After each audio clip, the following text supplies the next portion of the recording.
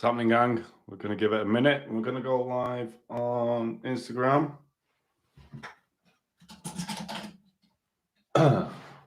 Sorted. Rolling.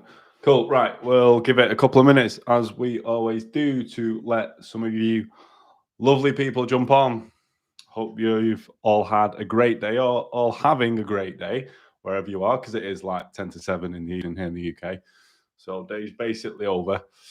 I'm going to apologise now. I'll also apologise when I hit record because I am currently full of a cold. So I'm sorry if there's a few sniffles and a few coughs on this one.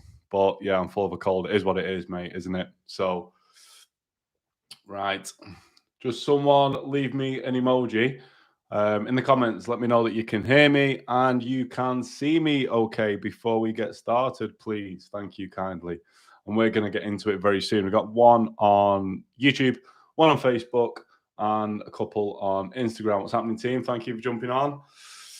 Guys watching this, give me a hashtag replay so I know you're watching it on the replay. I've currently got like a big monitor. If you got me on Instagram, you'll know that I purchased like a big monitor now because I've got a big desk. I've got my own dedicated office, fucking buzzing. And I'm managing to have like all the screens up that I'm live on when I've never managed to do that before on my Mac.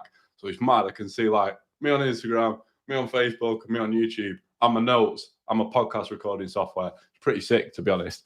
But right, cool. We know that you can hear me, you can see me. We're going to give it 30 seconds and then we will go.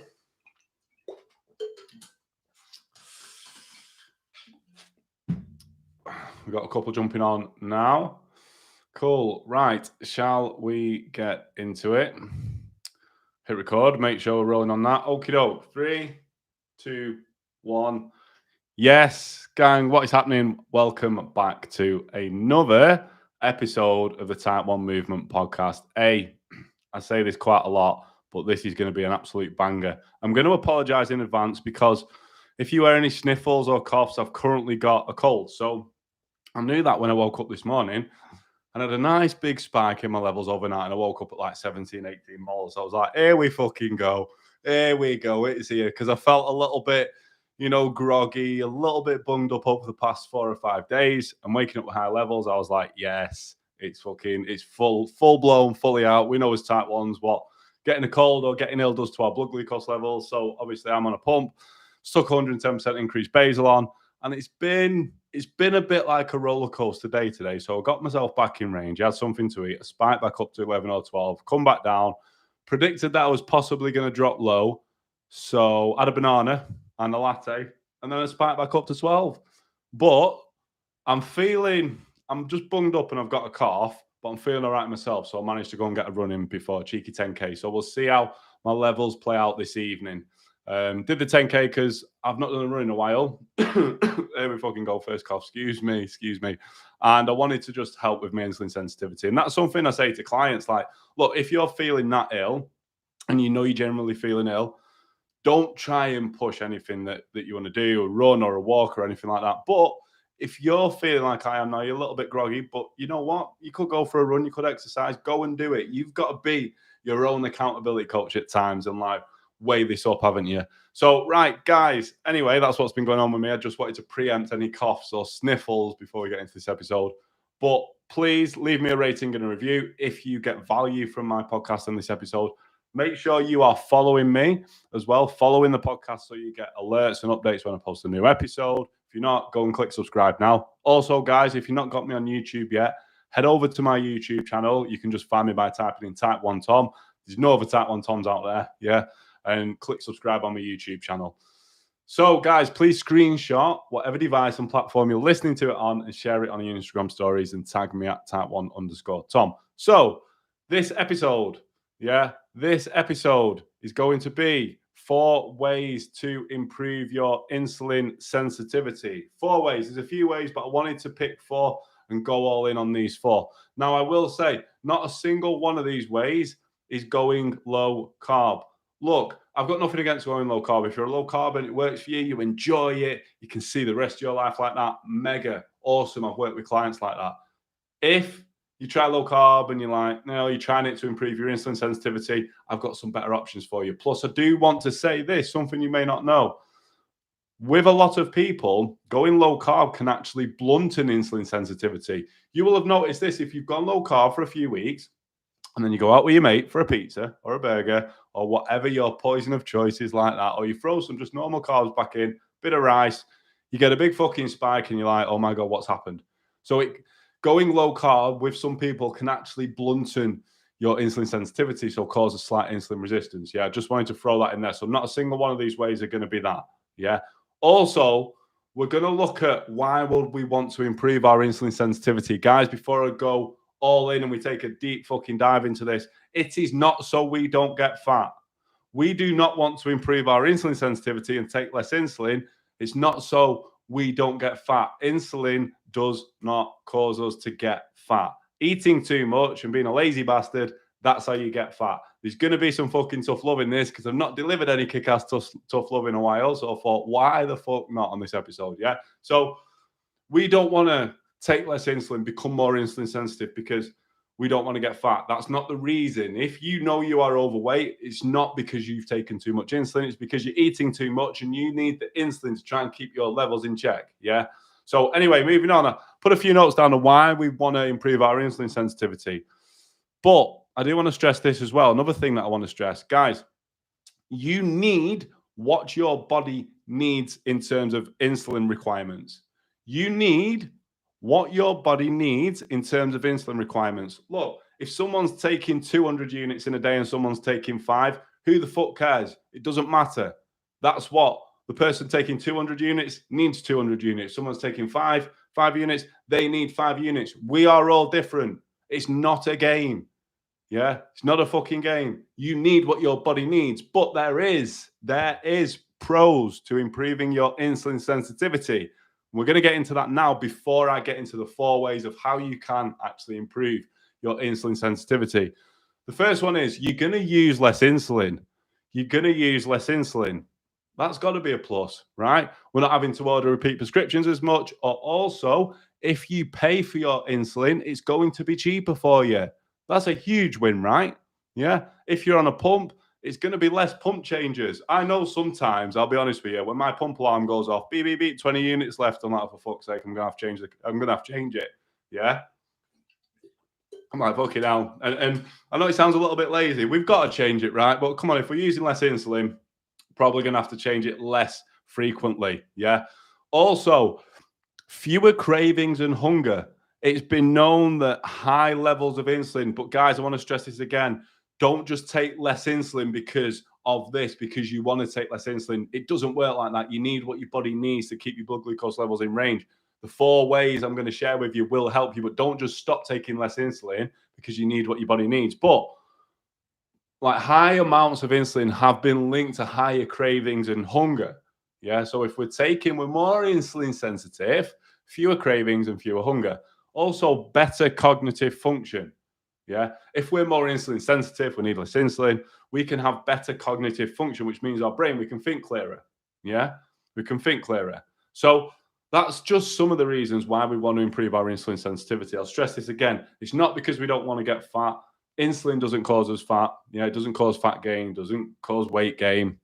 Eating too much does. I want to make this clear first. And then you need what your body needs. Don't just stop taking a certain amount of insulin because you think taking 10 units with a meal is a lot. Doesn't fucking work like that. You need what you need.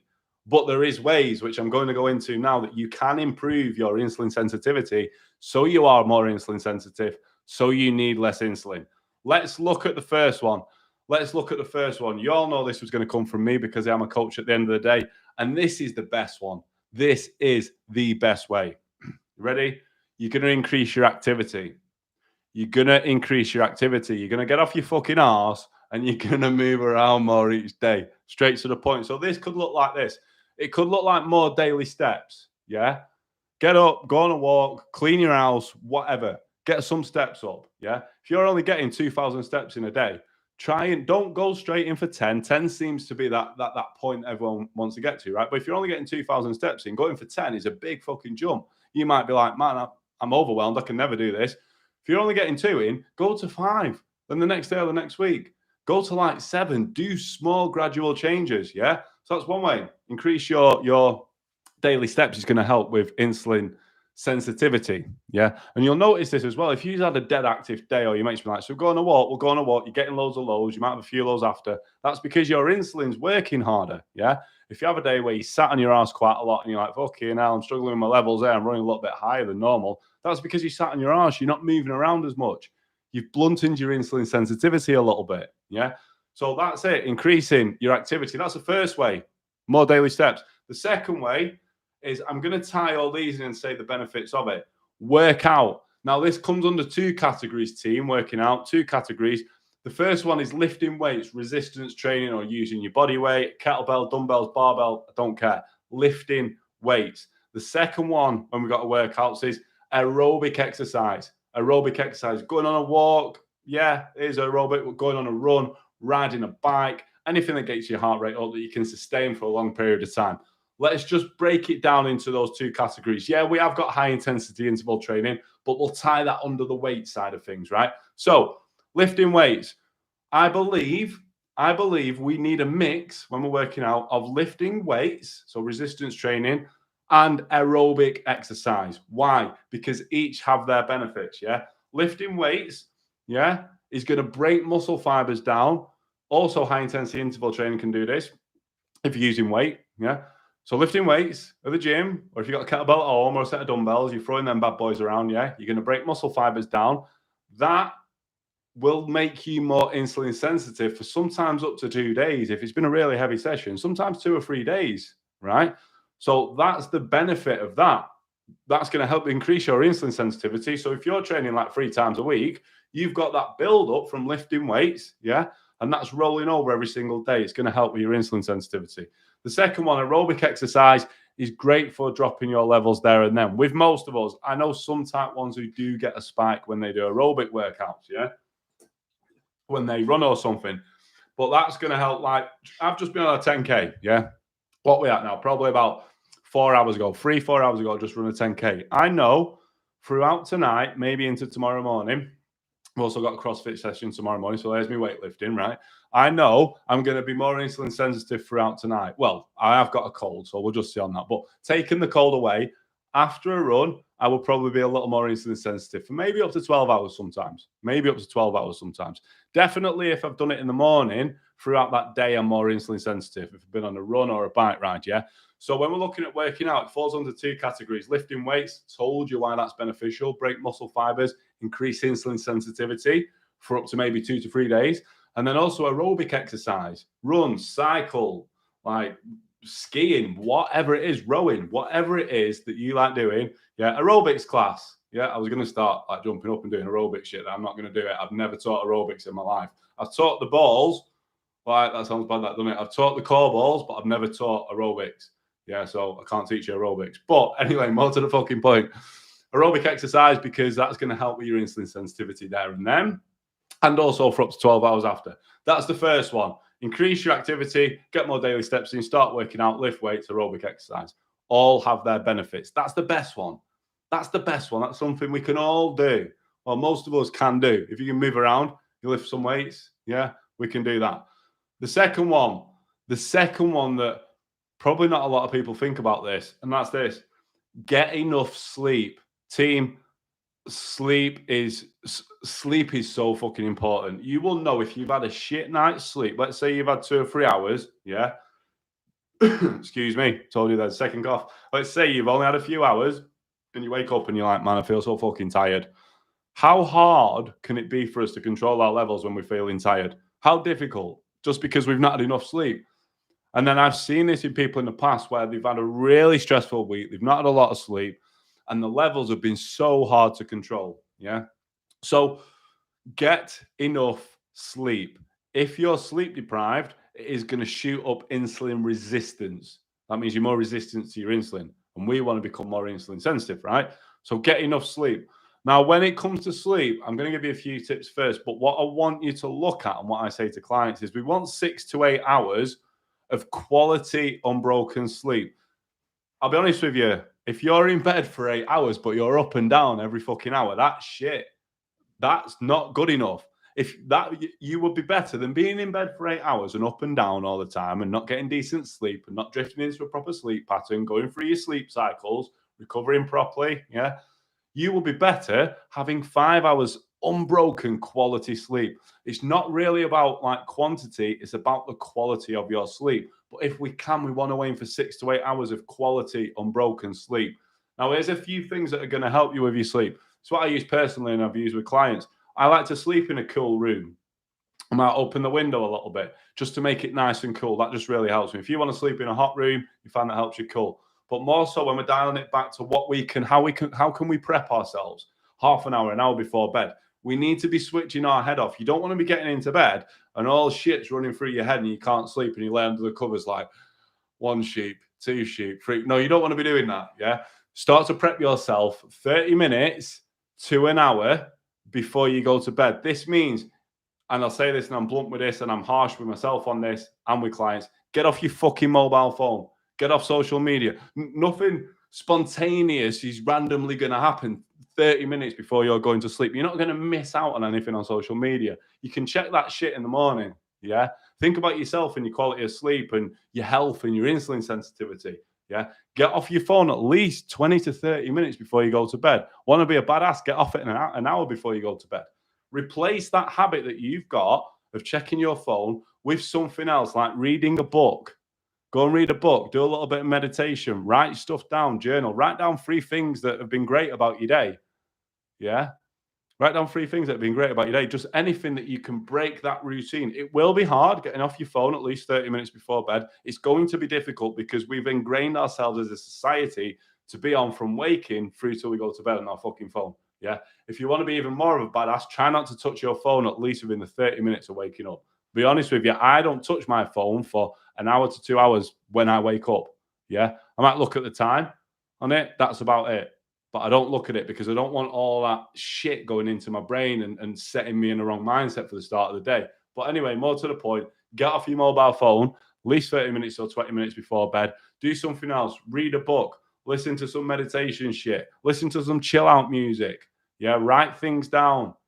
Write how your day's been. You will find something that will break that routine of you being on your phone right until you close your eyes. That's one of the main keys of people not sleeping. Yeah. So you could have a cool room, could have a nice warm bath actually, then get into a cool bed. That works for me, or a shower. And then getting off your phone, chilling yourself out, doing a brain dump, get shit out of your head. So when you get into bed, you're like, you know what? I've got stuff out of my head.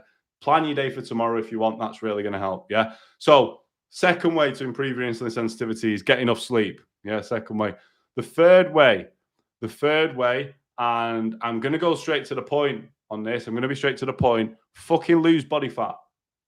Lose body fat. I don't want to say lose weight because when someone says I want to lose weight, they want to lose fat. You don't really want to lose muscle. Yeah. So lose body fat.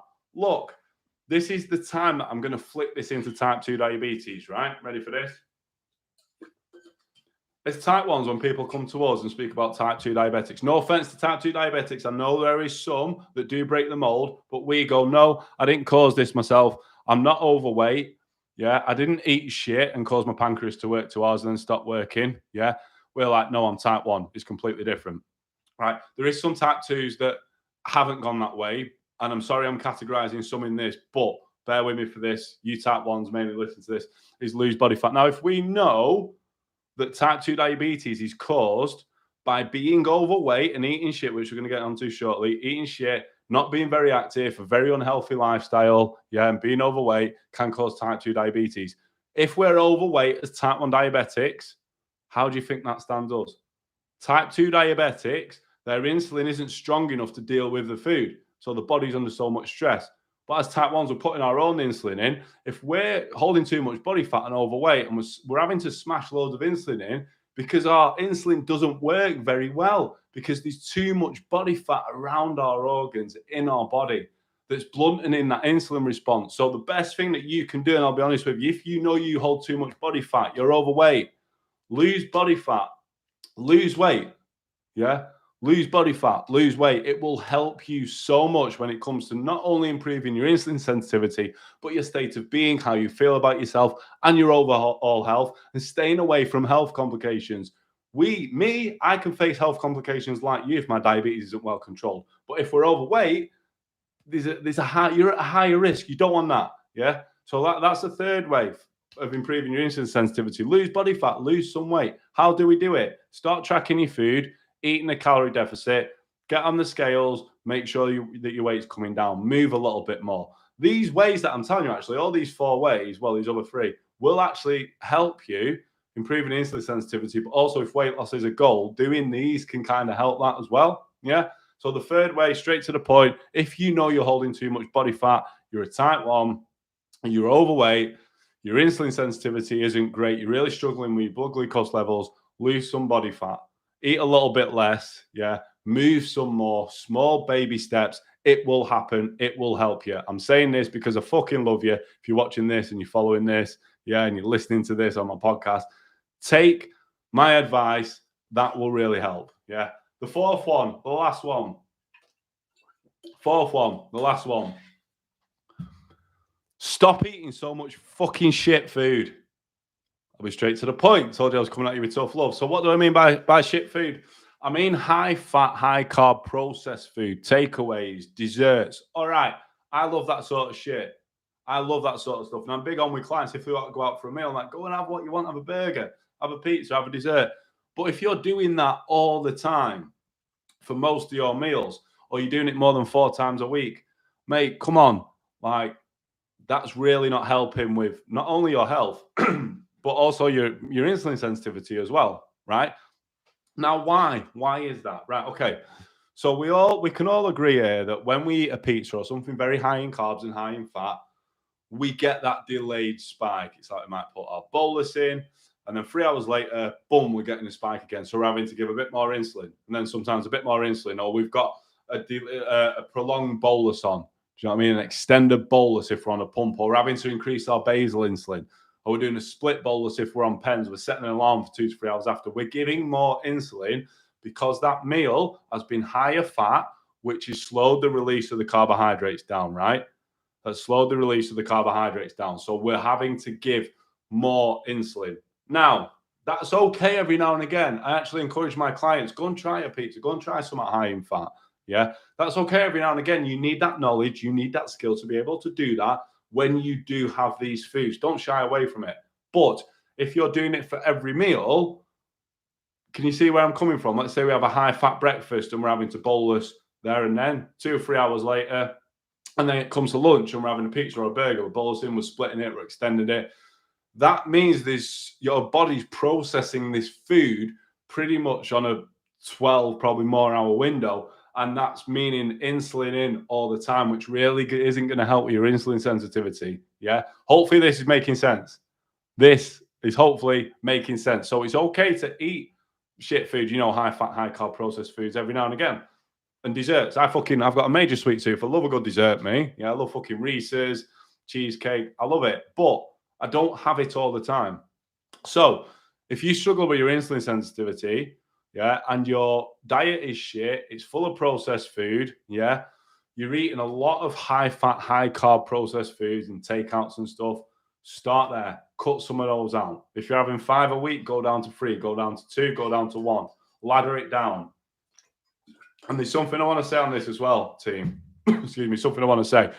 Something that clients ask me a lot. When I mentioned about high carb and high fat meals, slowing the digestion process down, this isn't just for processed food. It's not just for burgers. It's not just for pizzas. It's not just for Chinese or curries.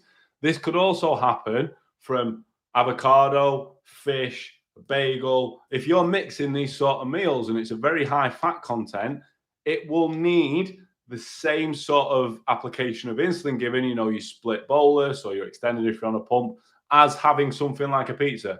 Doesn't matter. Your body doesn't really know the difference that it's high fat and carb from a pizza, or it's high fat and high carb from avocado, some nuts, a bit of fish, and a bagel or some shit like that. Yeah.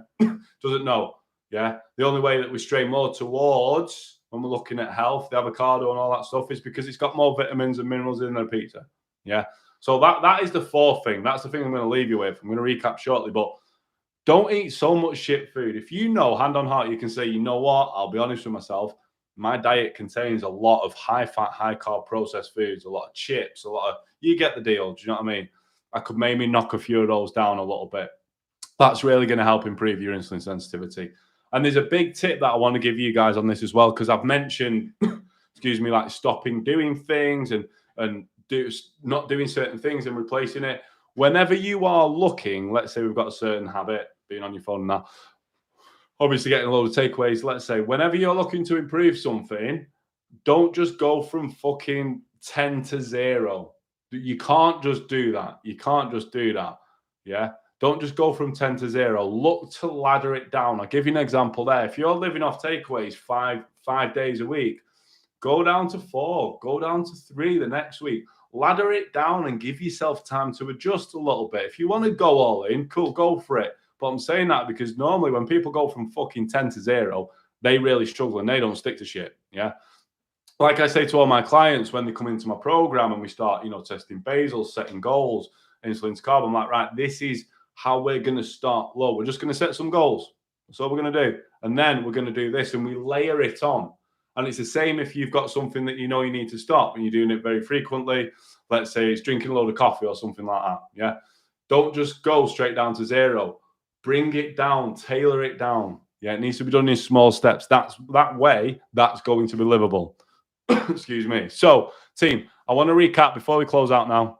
These 4 ways that you can improve your insulin sensitivity. Yeah, the first one is increase your activity levels. Could be more steps.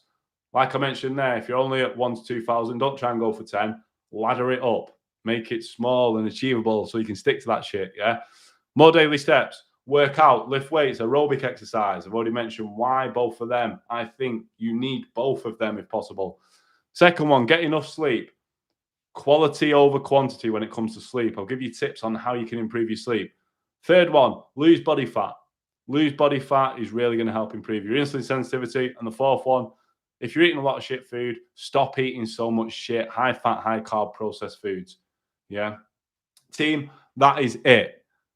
Hopefully you got value from, I know you would have got value from this episode. Yeah, I know you would have got value. And I've tried to uncover, the last episode was all that diabetes myths, but I've tried to uncover some of them in this as well. Yeah. So team, that is it. We're going to close out. If you got value from this episode, please leave me a rating and a review on the podcast app.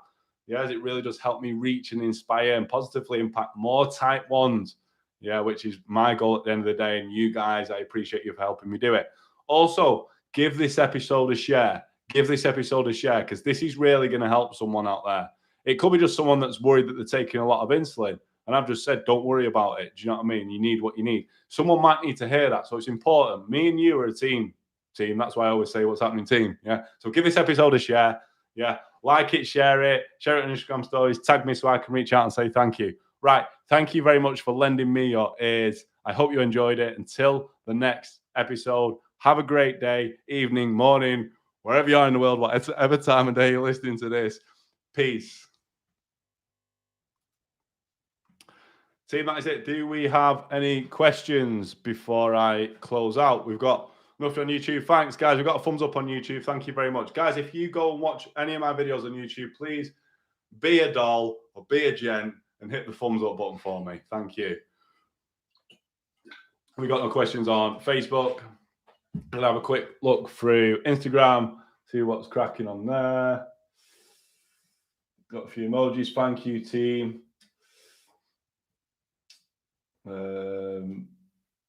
Sleep is the biggest challenge due to Dexcom alarm going high. So if you guys have your alarm set on your Dexcom or Libre 2 and you find that it's going off, you're going low or going high, what you need to do, stop fucking thinking about that, tail it back and find out what is causing you to go high or go low overnight. Chances are it might be something to do with your basal insulin. Yeah. Or if you know that that's correct, your basal insulin, your basal rate's correct, look at your last meal. Was it high in fat? Just spoke about that. Is it prolonging, the release of the carbohydrates from your last meal? If you're getting alarms going off all the time, then have a look at why they're going off. Why are you going high? Why are you going low? Also, if they're waking you up, just do a quick finger prick test just to make sure that it is actually a true reading. Quick tip for you on that. Will this be posted after my phone's about to update? Yes, it will. Fred, yes, always posted the IGTV after. Yes, cheers, Fred. This makes sense. Good. A few claps. Is mopping classed as cardio? I love this. So I've been putting a lot of TikToks and a lot of Instagram reels out because I've just moved into my new house. Doing a lot of cleaning. Fucking love it. And the answer to that is mopping classed as cardio. yes, it would be classed as aerobic work if it gets your heart rate up a little bit. But you see, the thing is, if you mop at a steady, here's a little thing for you all before we close out. If you mop at a certain pace or hoover and that, yeah, or hoover, your body will adapt to that eventually, so you won't get a response from it. So you know what? You're gonna have to do it quicker. It's like when someone runs the first mile, to keep running at that speed becomes too easy. The body doesn't get anything from it, so they have to go faster and faster. So if you want to make mopping and cleaning the house a good exercise, you need to be able to do it quicker and quicker and quicker. But then the thing is, it might take you 30 minutes and then it's taking you 5 or 10. Yeah. So you're going to have to do it twice. So, yes, mopping and cleaning the house can be classed as aerobic work. Yeah. But one argument that me and my clients have about housework and stuff, it can be classed like as aerobic work, but it can't replace resistance training or lifting weights. And I've just mentioned to you why both of those are important. Right, team, that is it. Thank you very much for watching this live. Yeah. And until the next live episode, have a great evening, day, morning, wherever you are in the world watching this. Peace.